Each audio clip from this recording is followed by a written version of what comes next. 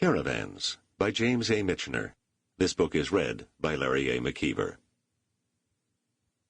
Chapter 1.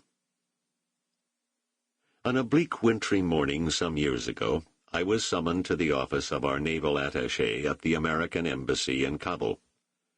Captain Verbruggen looked at me with an air of frustration and growled, "Damn it all, Miller. 2 weeks ago the ambassador ordered you to settle this mess about the saddle shoes. Last night the Afghanistan government made another protest, this time official. I want you by 3 o'clock this afternoon to hand me—" I interrupted to report, "Sir, a much more serious matter has come up. Last night a dispatch arrived. I've assembled the data for you." I shoved before him a leather portfolio jammed with papers. Across the face of the portfolio was stamped the gold inscription, "For the Ambassador." And since our embassy owned only 2 such folders, what went into them was apt to be important. "Can't it wait till the ambassador gets back from Hong Kong?" Captain Verbruggen asked hopefully. For even though he was our acting ambassador, he preferred to temporize. I disappointed him. "It's got to be handled now." "What's it deal with?" he asked, for he was a self-made man who disliked reading. Carefully folding back the leather cover, I pointed to a cable from Washington. "Senior Senator from Pennsylvania demands an answer immediately." Verbruggen, a rugged, bald-headed man in his 60s, snapped to attention, as if the senator from Pennsylvania had entered the room. "What's he want?" He still refused to do any unnecessary reading. "The Jasper girl," I said. With a disgusted reflex, Verbruggen slammed shut the portfolio. "For 17 months, he complained, this embassy has been plagued by the Jasper girl. I'm here to help a nation climb out of the Dark Ages, and that's the job I'm trying to do. But I'm pestered with saddle shoes and Jasper idiots. There's nothing more I can think of to do on this case," he concluded firmly, shoving the papers to me. But I forced the papers back to his side of the desk. "You've got to read the dispatch," I warned. Gingerly, he lifted the leather cover and peeked at the peremptory message from Washington. When he saw that even the Secretary of State had involved himself in the matter, he snapped to attention and pulled the paper before him. Slowly, he read aloud, "It is imperative that I be able to supply the senior senator from Pennsylvania with full details regarding the whereabouts and condition of Ellen Jasper. All previous reports from your embassy are judged inadequate and unacceptable. If necessary, detail your best men to this problem, as it involves many collateral considerations. Am I correct in remembering that Mark Miller speaks the native language? If so, consider assigning him to this project at once and have him report promptly, sparing no effort." Captain Verbruggen leaned back, blew air from puffed-up cheeks, and once again shoved the folder to me. "Looks like it's been taken out of my hands," he said with relief. "Better get to work, son." I lifted the portfolio from his desk and said, "I have been working, sir, ever since I arrived."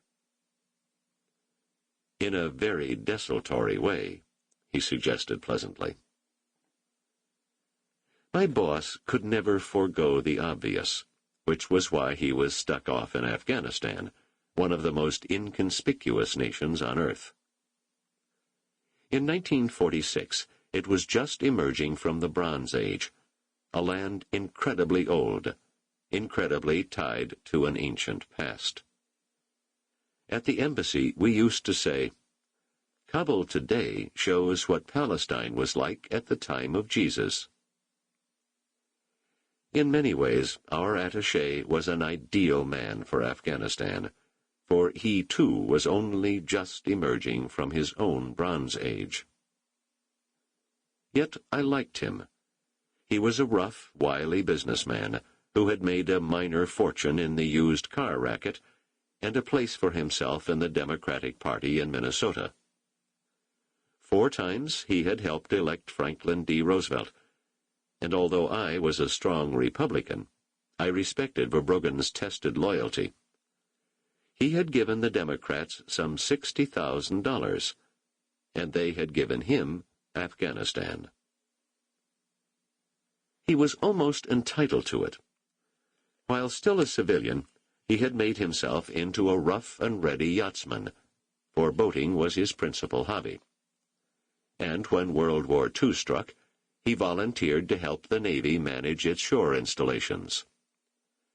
By merit and drive, he had risen from lieutenant to Navy captain, and had made significant contributions to the building of our great bases at Manus and Samar. He was a tough bullethead, and men respected him. He had courage, and I could prove it.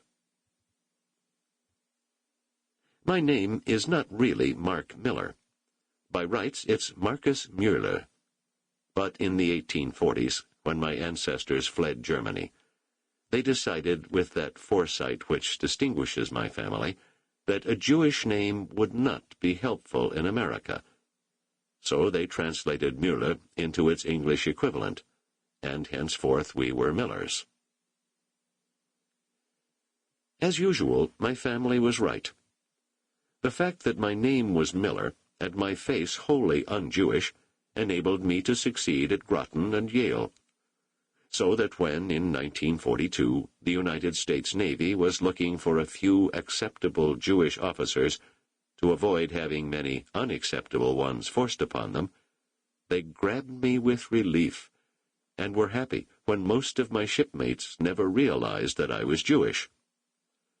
In how many wardrooms was I assured by amateur anthropologists, "I can spot a kike every time."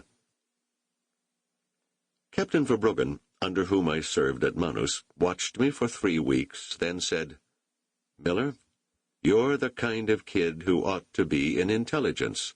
You've got brains." And he personally fought with the brass on the island until he found me a good berth. In 1945, when our State Department also became eager to pick up a few Jewish career men with table manners, my former boss remembered me, and in one exciting week he switched me from lieutenant junior grade to State Department officer, very junior grade. Then came the problem of where State should put me, for the typical embassy doubted that I would fit in.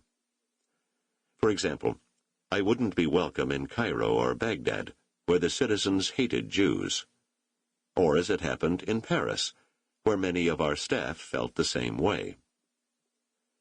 At this point, Captain Verbruggen, now serving as naval attaché in Afghanistan, reported that he knew Mark Miller, and that I was a well-behaved Jew who would be a credit to the country.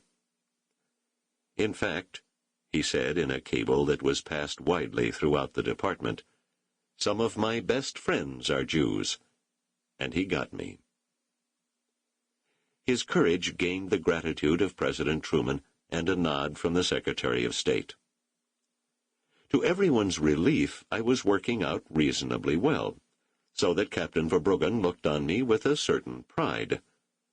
I was one of his ideas that hadn't turned sour, which could not be said for all of them. "I haven't been a ball of fire on the Jasper girl," I confessed, "but when the cable arrived, I got everything together. I've reviewed the files, and I think I know what's got to be done next." "What?" "At 4 this afternoon, I'm seeing Shah Khan at his home. He talks better there, and if anyone knows where the Jasper girl is, he does." Will he tell you? Sample complete. Ready to continue?